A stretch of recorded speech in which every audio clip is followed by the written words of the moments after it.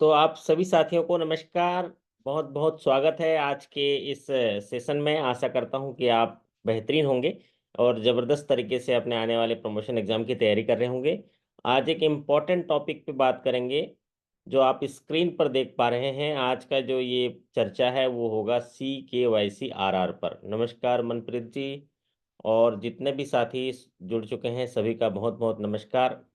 सभी बहुत व्यस्त होंगे, क्लोजिंग के काम के लिए टारगेट पूरा करने के लिए लक्ष्यों को देख रहे होंगे। साथ ही साथ वार्षिक निष्पादन में मूल्यांकन करना होता है दस्तावेजों का, तो उनको भी देख रहे होंगे।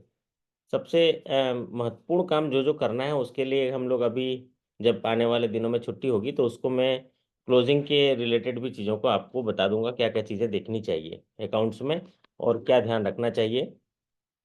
तो पूरा क्लोजिंग में जिन जिन चीज़ों को ध्यान रखना है उन सभी चीज़ों पर डिस्कशन करेंगे। आप लोग का फीडबैक भी आ रहा है, आप लोग भी चैट बॉक्स में अगर वो सेशन सुनना चाहते हैं तो ज़रा अपना कंसेंट दे दीजिए, तो मैं उसको बना रहा हूँ। बढ़िया तरीके से हम लोग डिस्कस करेंगे क्योंकि किसी चीज़ को जानना बहुत ज़रूरी है। जो काम कर रहे हैं उसका क्या क्यों कर रहे हैं, ये अगर पता चल गया तो बहुत बढ़िया होगा चलिए, तो अभी हम बात करेंगे CKYC RR पर। तो एक महत्वपूर्ण परिवर्तन जो है बैंकिंग इंडस्ट्री में होता रहता है, और उन महत्वपूर्ण परिवर्तनों को देखने के लिए, जानने के लिए हमें बहुत ज़रूरी होता है, क्योंकि हम उस काम को रोज़ करते हैं। तो जब भी हम कोई भी काम बैंक के माध्यम से करते हैं तो उसके पीछे का कॉन्सेप्ट भी जानना बहुत ज़रूरी है। तो चलिए आप आज चर्चा करेंगे CKYC RR पर। CKYC RR का फुल फॉर्म सबसे ज़्यादा पूछा जाता है। तो पहली जानकारी तो आपको इसके फुल फॉर्म से होगी, जिसको सेंट्रल KYC रिकॉर्ड रजिस्ट्री कहते हैं। बहुत सारे साथी सहमत होंगे कि CKYC R पूछता है और उसका फुल फॉर्म पूछता है तो भी रिकॉर्ड रजिस्ट्री ही होगा। CKYC CRR ये पूरा कंप्लीट है, लेकिन अगर एग्जामिनेशन में CKYC का फुल फॉर्म भी पूछेगा तो आपको क्या करना है, फुल फॉर्म में सेंट्रल KYC रिकॉर्ड रजिस्ट्री ही टिक लगाना है। तो सेंट्रल KYC रिकॉर्ड रजिस्ट्री ही इसका सही उत्तर होगा। तो under prevention of money laundering rule 2005, जिसमें मेंटेनेंस ऑफ रिकॉर्ड्स जो है उसके आधार पर CKYC CRR की स्थापना की गई 2016 में। ठीक है, CKYC R एक सेंट्रल KYC रिकॉर्ड रजिस्ट्री है जिसकी स्थापना prevention of money laundering rules 2005 के मेंटेनेंस ऑफ रिकॉर्ड सेक्शन के अधीन के धारा के अनुसार 2016 में स्थापना की गई है, जिसके तहत भारत सरकार ने यह आवश्यकता समझी कि अगर कोई भी ग्राहक किसी भी वित्तीय संस्था में एक बार संबंध स्थापित करता है तो उसमें खाते खोलने के लिए जरूरी KYC दस्तावेजों को जमा करता है। तो ऐसी बहुत सारी वित्तीय संस्थाएं हैं जिसमें बैंक्स हैं और आपके जो LICs हैं, म्यूचुअल फंड्स हैं। तो मैं जानना चाहूँगा, हाँ, किसी कोई साथी, पवन कुमार जी, मेरी आवाज़ आ रही है? जरा कंफर्म करिए, मैं तो बातें करना शुरू कर दिया, आपसे पूछा ही नहीं। पवन कुमार जी, आ रही है आवाज़? ओके, बहुत बढ़िया।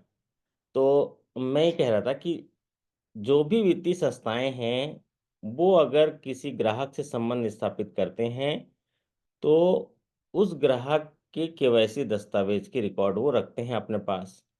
इसी को सेंट्रलाइज कर दिया और इसको एक रिपोजिटरी के पास जमा करना है जिसका नाम है सेंट्रल KYC रिकॉर्ड रजिस्ट्री। तो अब इनमें कौन कौन से आते हैं, देखिए, जिसने सारे बैंक्स के आते हैं, मतलब बैंक का जो रेगुलेटर है RBI के अधीन। दूसरा सेबी है। तीसरा PFRD है, पेंशन, और IRDAI है, मतलब जिसमें इंश्योरेंस से रिलेटेड है। तो पहला तो फाइनेंशियल इंस्टीट्यूशन जो संबंध स्थापित करते हैं वो बैंक्स हो गए, फिर म्यूचुअल फंड SIPs वगैरह हो गए, फिर उसके बाद जो है आपके इंश्योरेंस हो गए और पेंशन रिलेटेड है। तो मतलब 4 जो रेगुलेटर हैं उनके अधीन आने वाले जितने भी फाइनेंशियल इंस्टीट्यूशन हैं, जैसे कि पहला आरबीआई के अधीन आने वाले सारे बैंक्स, दूसरा जो है आपका सेबी के अधीन आने वाले उनके जो रेगुलेटेड एंटिटीज हैं, और पीएफआरडीए और आईआरडीए। तो इतने संस्थाएं जो हैं वो संबंध स्थापित करने के लिए केवाईसी लेते हैं। तो केवाईसी अपने पास रखते थे, उन्हीं सब केवाईसी को एक जगह सेंट्रलाइज कर दिया गया, जिसका नाम पड़ा CKYC CRR।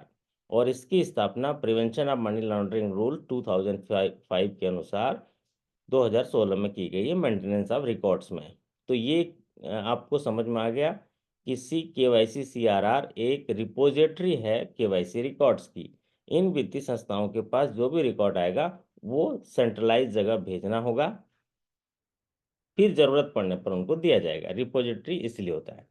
The financial institution upload the KYC detail of their customer into the repository. तो जितने भी फाइनेंशियल इंस्टीट्यूशन हैं वो अपने जो केवाईसी डिटेल्स हैं कस्टमर के इस रिपोजिटरी को देंगे, जो CKYC-R है।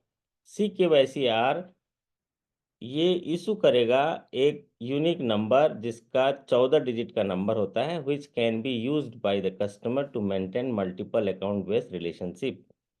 तो 14 डिजिट का जो CKYC नंबर होगा वो प्रोवाइड करेगा CKYC-R रिकॉर्ड रजिस्ट्री। और ये 14 डिजिट का CKYC-R वह ग्राहक जब भी किसी दूसरे वित्तीय संस्था में लेन देन की शुरुआत करेगा तो उसको केवाईसी देने की जरूरत नहीं है, ये CKYC नंबर देगा तो इसका काम बन जाएगा, उसको केवाईसी देने की जरूरत नहीं है। It insure digitisation of KYC and inter usable of record registry. तो ये जो है डिजिटल फॉर्म में रहेगा और ये inter usable of KYC records में काम आएगा। तो इसके functions and the obligations of the reporting entities, जहाँ रिपोर्टिंग एंटिटीज आते हैं तो ये जो बैंक्स हैं, फाइनेंशियल इंस्टीट्यूशन हैं, ये रिपोर्टिंग एंटिटीज हैं। तो इनका अभी तक की अगर पहले स्क्रीन में देखेंगे तो पहले स्क्रीन में यहाँ पर 3 सवाल बनता है। पहला सवाल कि CKYC-RR का फुल फॉर्म क्या है, सेंट्रल केवाईसी रिकॉर्ड रजिस्ट्री। दूसरा सवाल बनता है इसकी स्थापना कौन से रूल के तहत हुई है, तो prevention of money laundering rules 2005 maintenance of record, और 2016 में इसकी स्थापना हुई। और तीसरा क्वेश्चन बनता है CKYC यूनिक नंबर कितना डिजिट का होता है, वो होता है 14 डिजिट का होता है। अब आते हैं इस स्लाइड पे, function and obligation of reporting entities. तो as per the prevention of money laundering rules, every reporting entities within 10 days after the commencement of account based relationship with the client file the electronic copy of the client KYC record with the central KYC record registry। तो जो भी reporting entities हैं, reporting entities मतलब banks हैं, उनको ये ensure करना है कि खाता खोलने के 10 दिनों के अंदर सेंट्रल केवाईसी रिकॉर्ड रजिस्ट्री में वो इलेक्ट्रॉनिक कॉपी रिकॉर्ड में सबमिट कर दें। तो 10 दिनों का ये समय है, मतलब आज अकाउंट खोला, आज अकाउंट खोलने के 10 दिनों बाद आपको सारी जो भी कस्टमर है उसका केवाईसी रिकॉर्ड जो है आपको सेंट्रल केवाईसी रजिस्ट्री में पुश कर देना है, उनको दे देना है। ये एक महत्वपूर्ण जिम्मेदारी है जिसको आपको याद करना है एग्जाम के पॉइंट ऑफ व्यू से, और जानना भी है कि आज खाता खोला।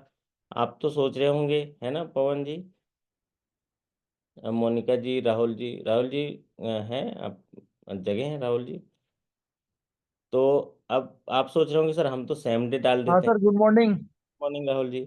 आप बोल रहे होंगे सर हम 10 दिन तो लगाते ही नहीं, हम तो आज के आज केवाईसी अपलोड करते, सही है ना? हाँ, नहीं सर, यहाँ पर तो हमारे बैंक में सर दूसरे टाइप से है। वो दरअसल क्या है, मंथ के एंड में उसका रिपोर्टिंग दिखता है हम लोग के। आज जैसे जो भी खाता खोलते हैं वो तो नेक्स्ट मंथ के लास्ट में वो सारा हम लोग के मैं मतलब बता मैं बताता CKYC हूँ। उस पर दिखता है पोर्टल पे। जब भी खाता खोलते हैं सारे केवाईसी डिटेल्स हम अपलोड करते हैं। तो जैसे ही अपलोड करते हैं आपका एक वर्टिकल या HO में एक CKYC का एक डिपार्टमेंट होगा, वो उनको फैच कर लेता है और वो बैचेस में उनको CKYCR को भेजता है। इनके लिए every reporting entities with in 10 days खाता खोलने के बाद उनको जो KYC रिकॉर्ड्स है CKYC को बैच के माध्यम से भेजना होता है।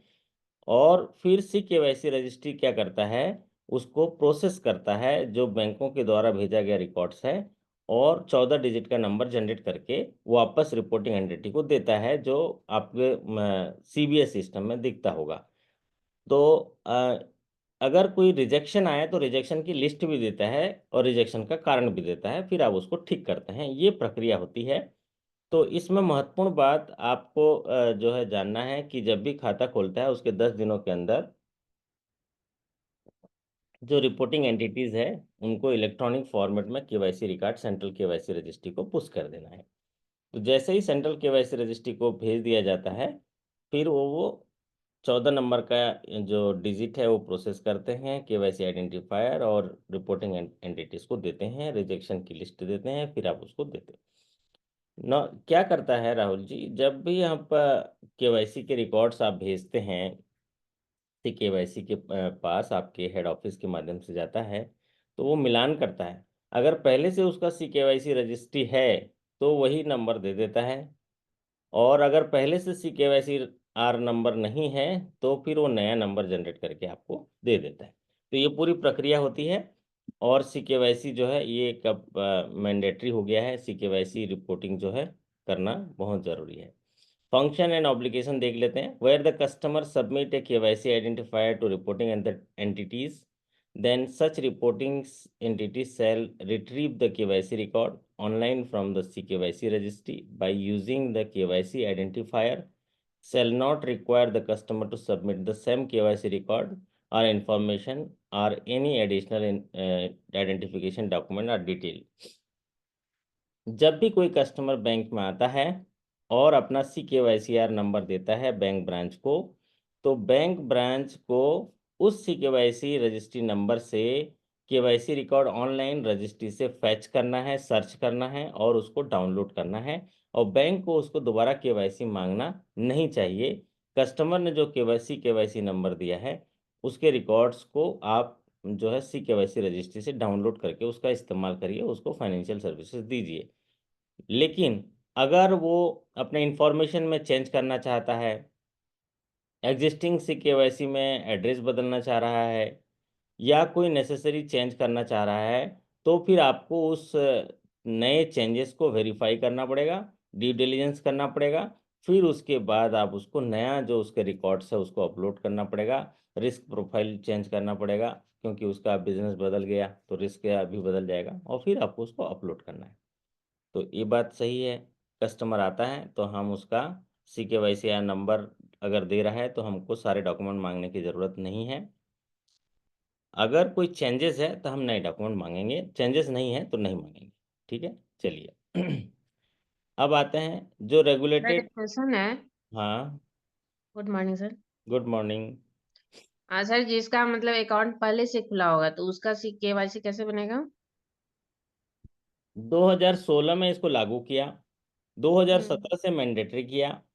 फिर उन्होंने क्या किया, जिनका अकाउंट पहले है उनके KYC अगर नहीं लिए हैं तो KYC अपडेट करा के, आज सी KYC अपडेट करा के आपके HO उनको फैच करके दे दिया है, सारे KYC जनरेट हो गए।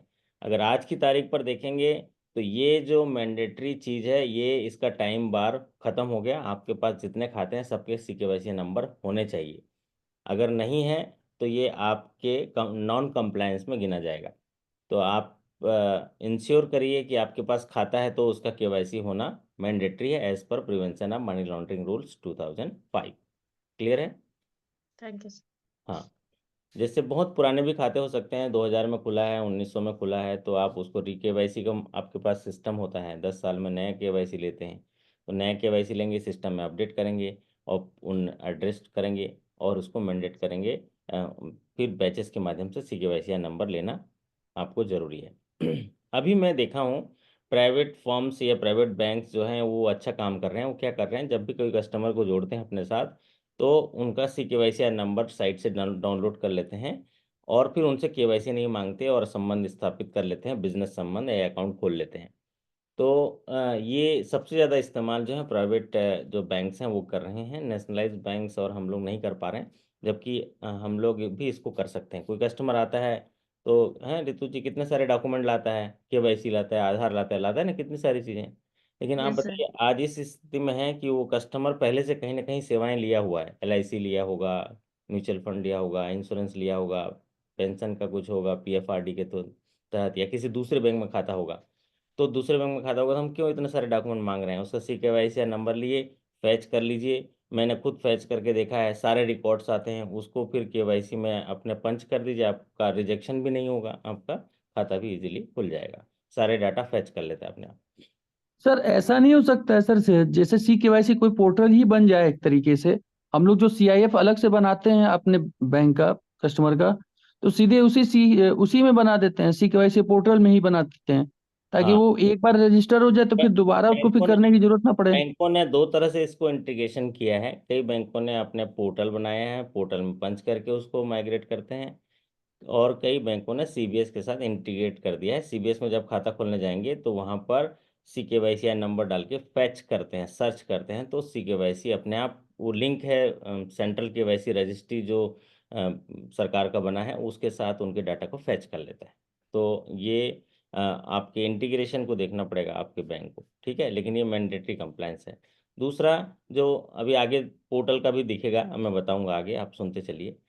तो NRE, after obtaining additional and updated information from the client, shall as soon as possible furnish the updated information to the CKYC record registry, which shall update the existing record of the client, and CKYCR shall thereafter notify electronically all REs who have dealt by the downloading।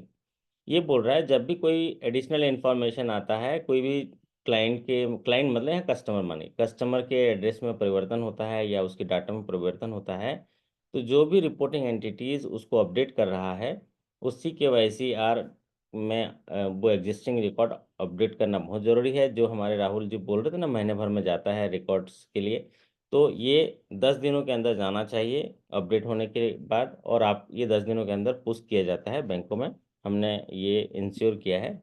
और उसके बाद फिर record update होता है। Record update होने के बाद वो डाउनलोड में वो अपने आप चेंज हो जाएगा। जो भी रेगुलेट रिपोर्टिंग एंटिटीज जो है, फिर किसी ग्राहक का खाता खुलेगा तो उसको सही जानकारी दिखेगा।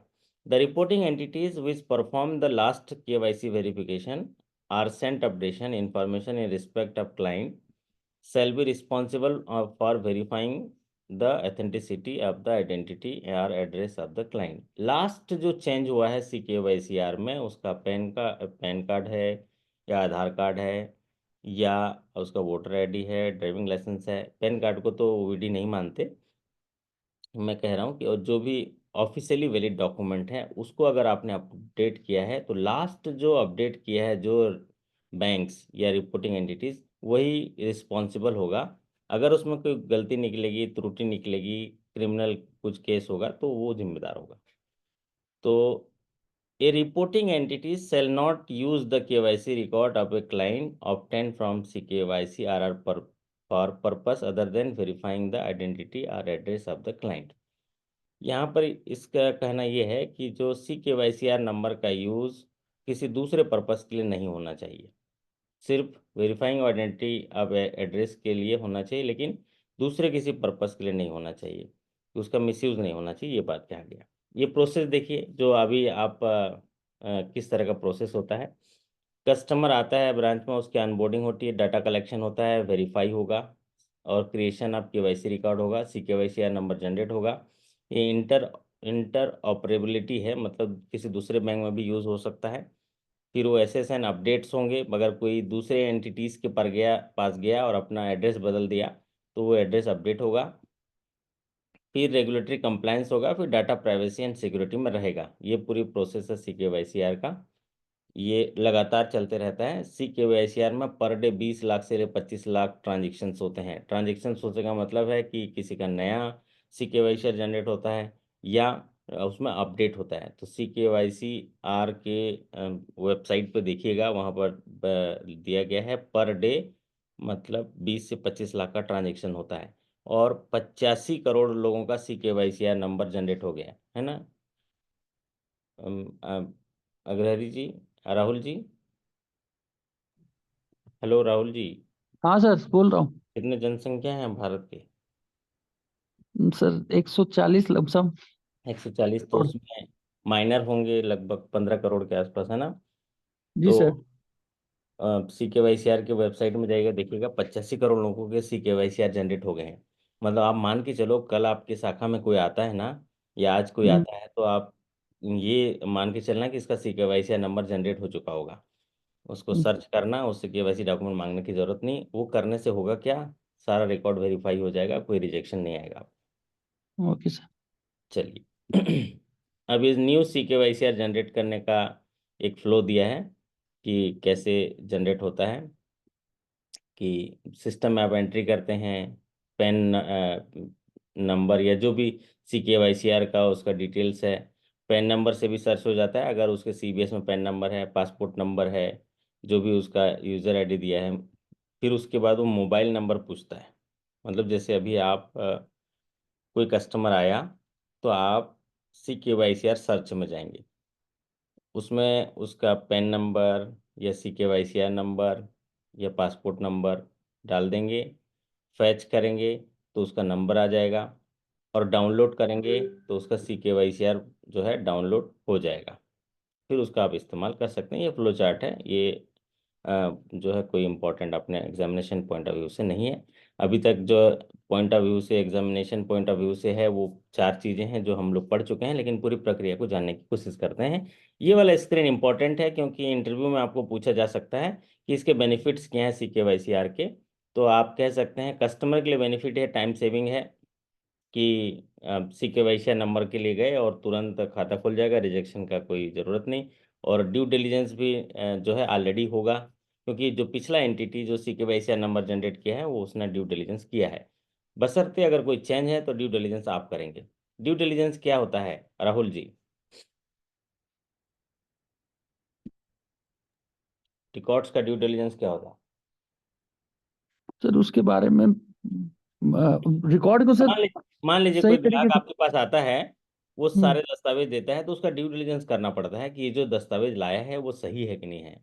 जी सर। पेन है तो वेबसाइट पे जाके करोगे, आधार है तो UID की साइट पे करोगे, पासपोर्ट है तो वो वेरीफाई करोगे कि ये पासपोर्ट सही है कि नहीं है, तो वो टाइम बच जाएगा आपका, है ना? तो जी ये सर। कस्टमर जो है टाइम सेविंग होगा। नो री सबमिशन ऑफ डॉक्यूमेंट, दोबारा डॉक्यूमेंट सबमिट करने की जरूरत नहीं है। वन टाइम KYC कंप्लेंट, एक बार KYC के डॉक्यूमेंट दे दिया, दोबारा देने की जरूरत नहीं। ग्राहक के लिए फायदा। दूसरा, इंडस्ट्री के लिए या बैंक के लिए क्या फायदा है? Seamless and automated back office for KYC processing. अभी अगर उसका CKYC नंबर आ गया तो हमको दोबारा CKYC के लिए प्रोसेसिंग नहीं करनी है, हमारा समय बच गया। आज खाता खुला, आज CKYC नंबर है, हमारा कंप्लायंस हो गया, 10 दिन का इंतजार करना भी की जरूरत नहीं है।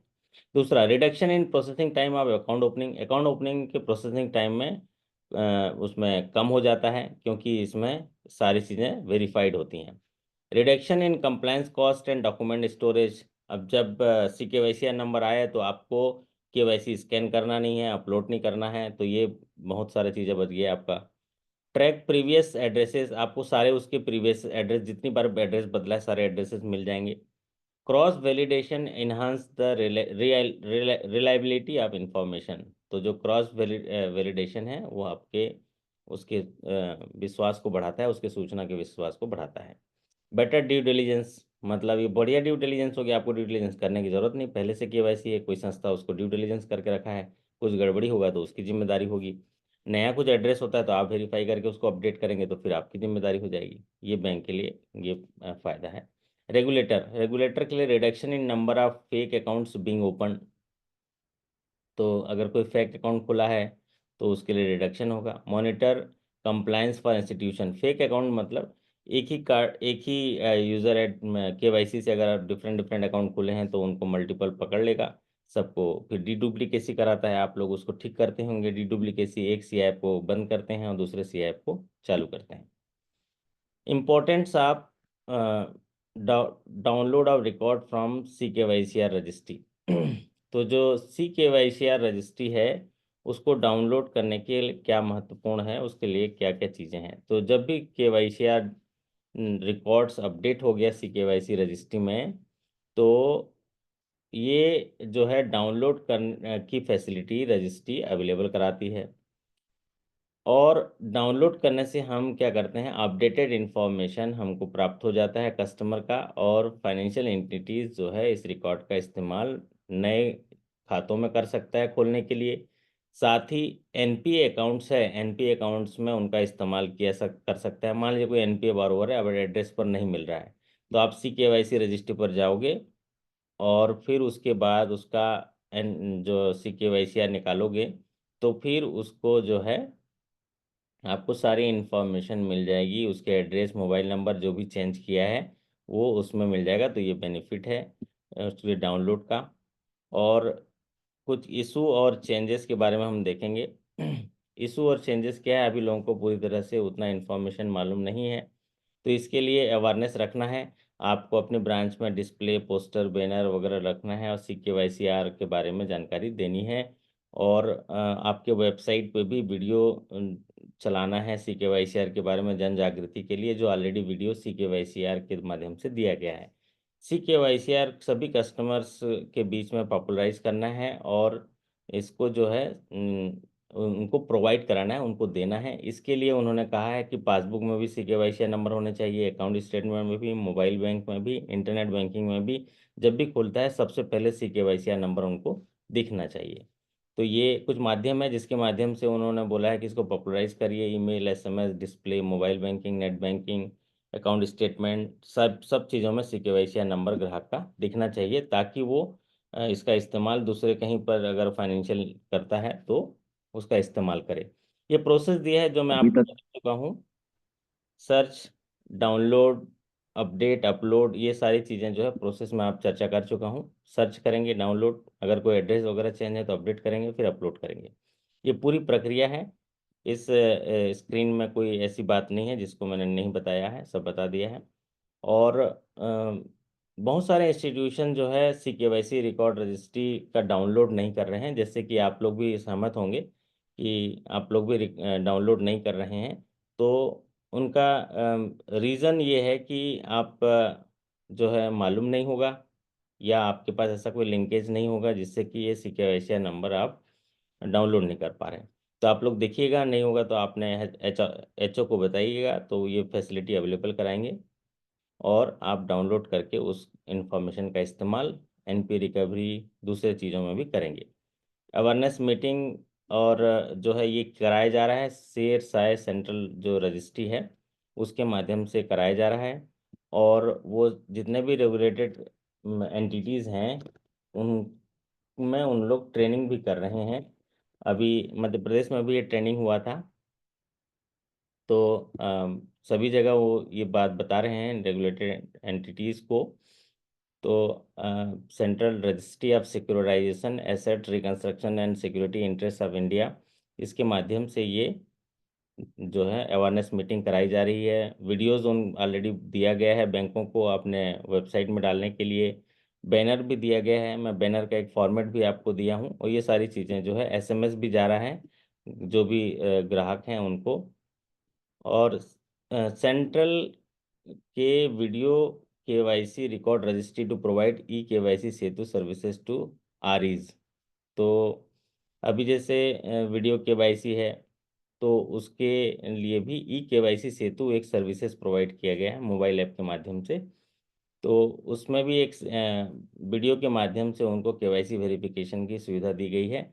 और CKVCRR जो एक स्टोर है, वो KYC पासपोर्ट उसको दिया गया है, उसका सारे डॉक्यूमेंट जो हैं उनको वहीं पर मिल जाएंगे KYC पासपोर्ट के माध्यम से।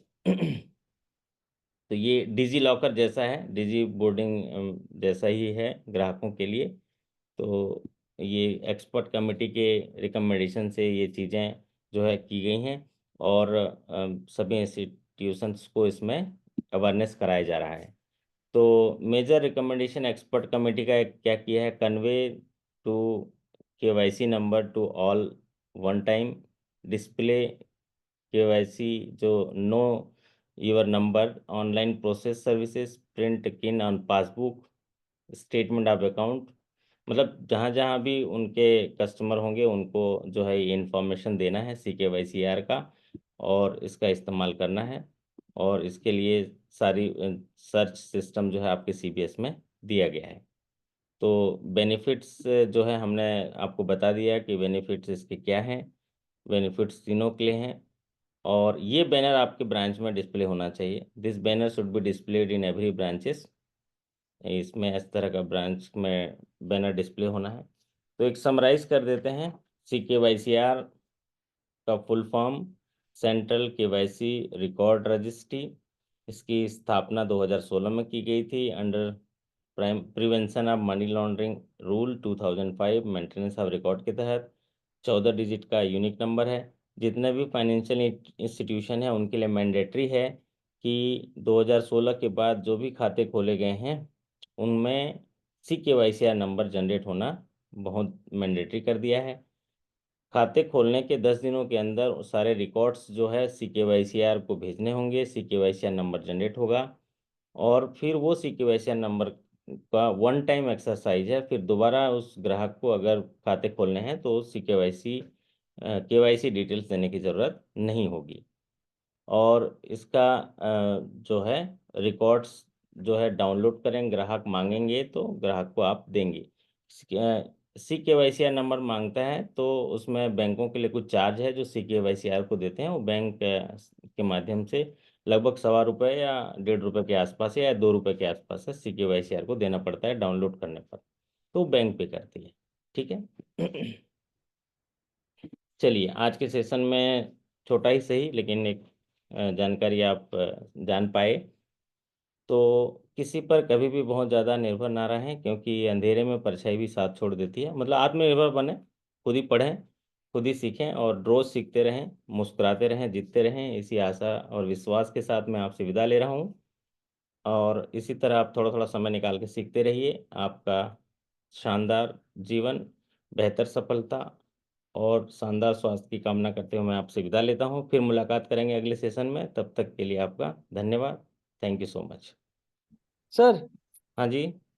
सर ये जो इस बार का जो सर बजट आया सर, उसका थोड़ा सा वीडियो लिंक भेज दीजिएगा सर। ओके, अभी भेजता हूँ। ओके। साइज और फोटो के लिए दिए हैं वो आप के जो सर्कुलर्स है उसमें लिखा हुआ है कितने KB का साइज होगा, है ना। तो आप उसको देख लीजिएगा, मुझे अभी याद नहीं आ रहा है। या मैं ग्रुप में आपको बता दूंगा कि CKYCR कोई साथी पूछ रहे हैं साइज क्या रहेगा, मैं आपको बता दूंगा, है ना, व्हाट्सएप ग्रुप में बता दूंगा। Okay, thank you so much.